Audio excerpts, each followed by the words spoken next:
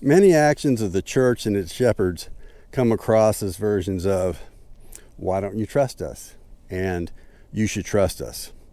God did not expect believers in Scripture to make themselves unnecessarily vulnerable to shepherds until the shepherds had won their trust.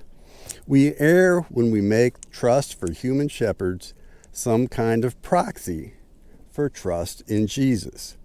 Scripture commends the Bereans for searching Scripture daily to see if what the Apostle Paul was saying was true. The Bereans were regarded as noble for not trusting the apostle enough to take his word for it. The most serious mistrust for shepherds in churches today comes from teaching and character issues that are out of alignment with Scripture.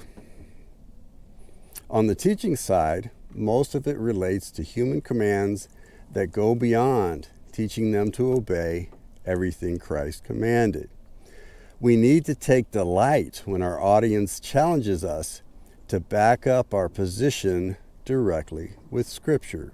We need to back down when it becomes clear that our position results from resolving an ambiguity of Scripture in a manner that may be allowed by the text, but is not demanded by Scripture itself. Does our statement of faith identify Scripture alone as the final authority of faith and practice? Or does our statement of faith appoint specific shepherds as authoritative interpreters of it? Go ahead, make the devil's day. Appoint yourselves the arbiter of who is and who is not rightly dividing the word of truth.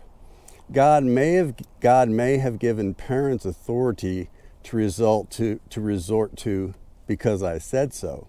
However, I don't find fiat authority in Scripture for New Testament shepherds.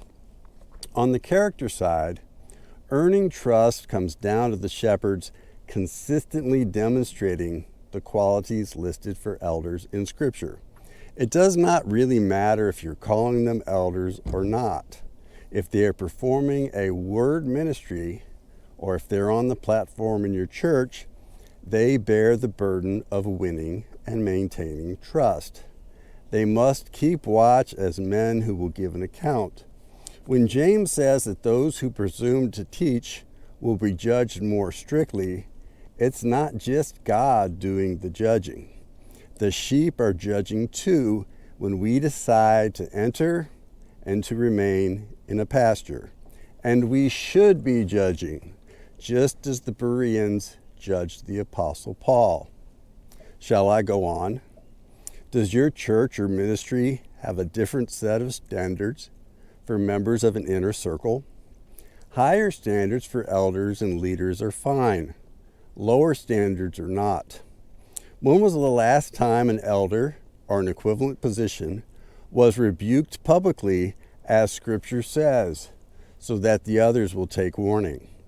Recent surveys suggest at least 50% of men in ministry have a pornography addiction. 50%!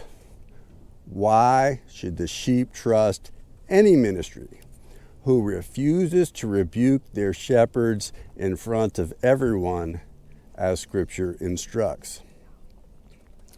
Don't expect your sheep to trust you more than you trust them. It's a double standard. It's a failure of the golden rule, and it's evidence of hypocrisy. The good life is the land where the big grapes grow, milk and honey flow, from the morning till the night, and everybody's singing to Jesus. Yeah, the good life is the land where the big grapes grow, milk and honey flow, from the morning till the night, and everybody's singing